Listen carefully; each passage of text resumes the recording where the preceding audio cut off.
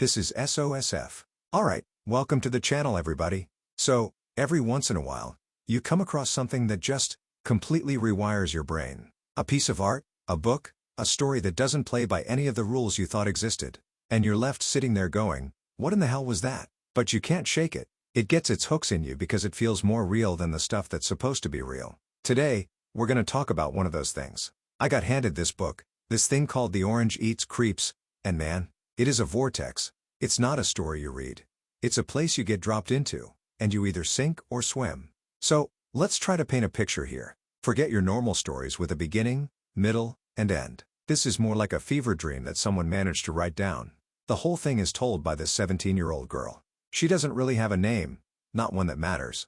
What she is a runaway. A foster kid who's been chewed up and spit out by the system. And she's not just a runaway, she's part of this tribe. A tribe of what she calls slutty teenage hobo vampire junkies. Now, hold on. I know what you're thinking. Vampires. Immediately your mind goes to Dracula or some of that sparkly teen romance stuff. Get that out of your head. This ain't that. Not even close. I don't think these kids are literally vampires. It's not about capes and bats. It's a state of being. It's about being a parasite on the rotting corpse of society. Think about it. What is a vampire? It's something that lives on the life force of others, operates in the dark, and it doesn't die. It just continues. That's these kids. They live off crank, cough syrup, and yeah, blood. But the blood thing feels almost symbolic. It's the ultimate act of taking. They exist by draining the world around them. The narrator, our girl, she lays it out plain. She says, I've been living off crank, cough syrup, and blood for a year now. I ride the rails with a bunch of immoral shitheads, hopping freight trains, secreted away in rail cars across this country. We have no home, no parents. I can't remember being a child. Maybe I never was one. But I'm sure I'll never die. I get older, my body stays the same. That's a hell of a mission statement, right? I get older, my body stays the same. They're trapped in this teenage shell, but they're ancient. They've seen more horror and decay than most people see in 100 lifetimes. They're like ghosts haunting the present. They give each other diseases. They break their bones and somehow get back together. They're both immortal and dying all the time. It's a crazy paradox. And their whole world, their entire universe, is the forgotten parts of America, the Pacific Northwest. But it's not the beautiful pictures you see in magazines. It's the damp, shitty countryside. It's the strip malls with the half-blown-out signs. It's the Safeway, the 7-Eleven, the bus stations, the public bathrooms. These are their cathedrals. These are their hunting grounds. The narrator has this whole ritual for going into a supermarket. She knows which side to enter, what magazines to grab to look like she belongs. It's a science of being invisible while being right in front of you. Imagine the energy of these kids. She poses a question. What would happen if you harnessed the sexual energy of hobo junkie teens? Her answer is, the world would explode and settle on the surface of another planet in a brown paste. That's the kind of raw, chaotic power we're talking about. It's not creative. It's not productive. It's just explosive. It's pure, nihilistic impulse. They believe in nothing, she says, except for maybe one thing. Methamphetamine. That's their sacrament.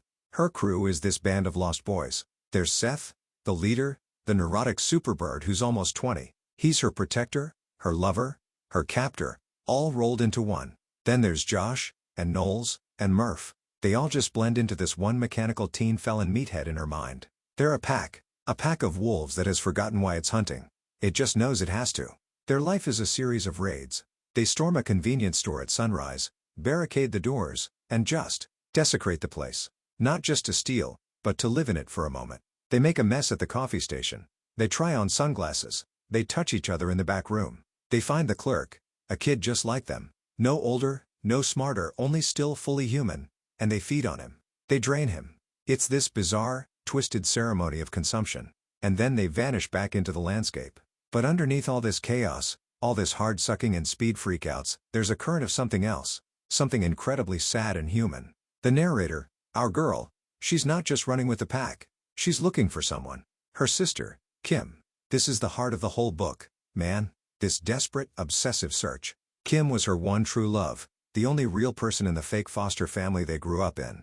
And Kim just clocked out. She disappeared. So our girl left to follow her, to find her. And every time they raid a store, after the chaos, she slips away to the back room, looking for clues to my lost little baby. For markings, etchings on the floorboards, hobo hieroglyphics maybe, or a scrap of lace or strands of her long brown hair.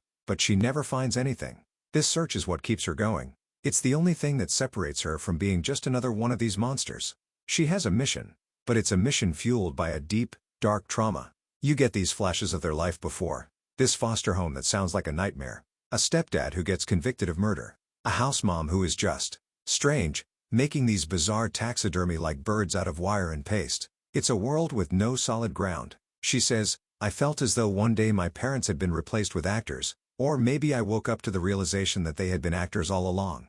Can you imagine that feeling? To be so disconnected from your own origins that you feel unprecedented in history. She feels like she was born every night. This is a level of psychological dislocation that's hard to wrap your head around. Some experts on trauma, people who study kids from messed up backgrounds, they talk about this. They call it a fractured narrative. The story of your own life is broken into a million pieces, and you spend the rest of your days trying to glue them back together, but they never quite fit right. For her, Kim is the only piece that matters. Kim is the key. But she has this terrifying feeling, this psychic dread, that Kim is already gone for good. She has these visions. She can be walking along the train tracks and a patch of grass will start to throb and glow, and she'll just know that's where a runaway was buried. She has this extra shitty perceptive gift, this ESP, that torments her with the knowledge of her sister's possible demise in some bus station bathroom 300 miles away. It's like her trauma has turned her into a psychic antenna for all the other horror stories playing out in the dark. And she and Kim have this intense connection, almost like their souls got tangled up. She talks about a moment when they kissed for the first time, and she says, this was also the summer I think some of our memories and life experiences got switched, our souls transferring in the kiss. This is when I began to wonder if maybe some of my thoughts weren't really mine, but Kim's instead. This is some next level stuff. It's not just a search for a person. It's a search for her own mind, for her own memories. Who is she without Kim? What parts of her are actually Kim? It's a total mind bender. The world these kids move through is just as fractured as they are. The book paints this picture of the Pacific Northwest as a place that's haunted. There's a constant fog, not just weather, but a psychic fog. A fog that choked us, erased our eyes and rubbed out our brains with stricken white memories. It's a land where earthquakes are maybe caused by the residual anger of native people who were wronged centuries ago.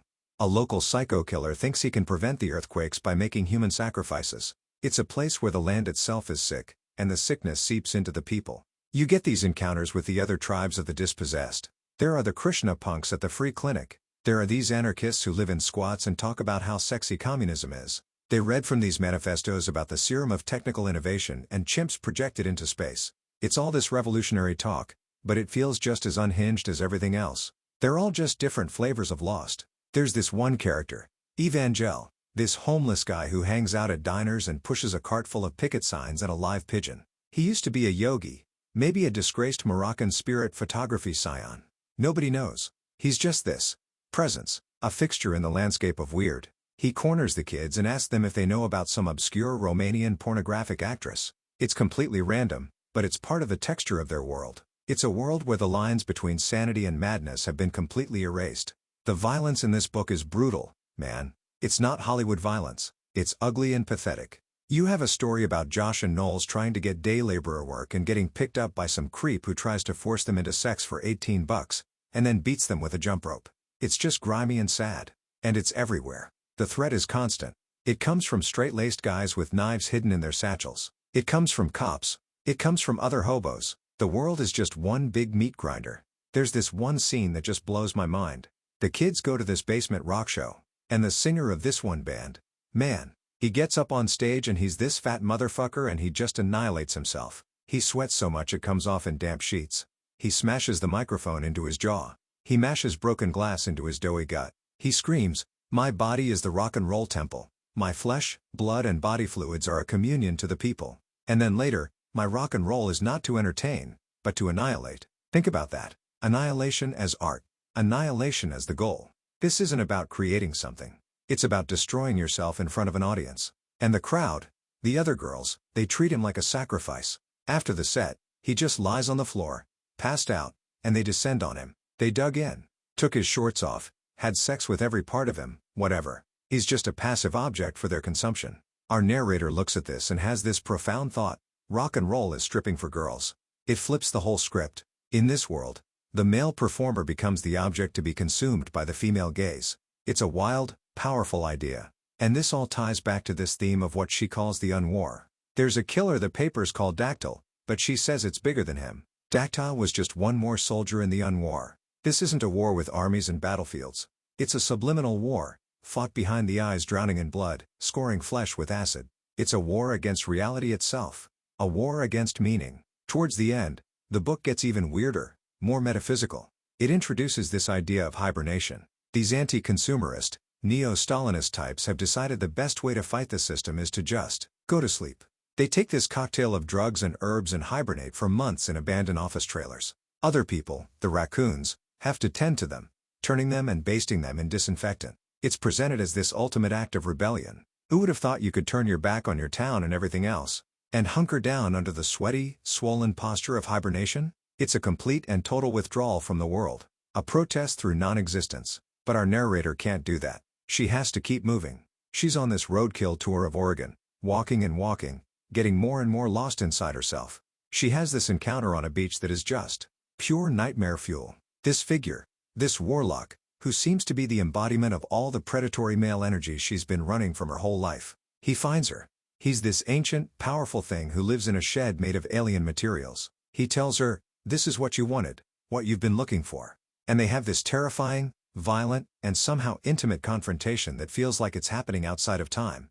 It's a battle of wills, a psychic war, and in the end, in a dream, or maybe not a dream, she consumes him, she eats him, she absorbs his power, his darkness. The whole journey leads her, finally, back to Kim, or what's left of her. She finds her in a room, with their old house mom.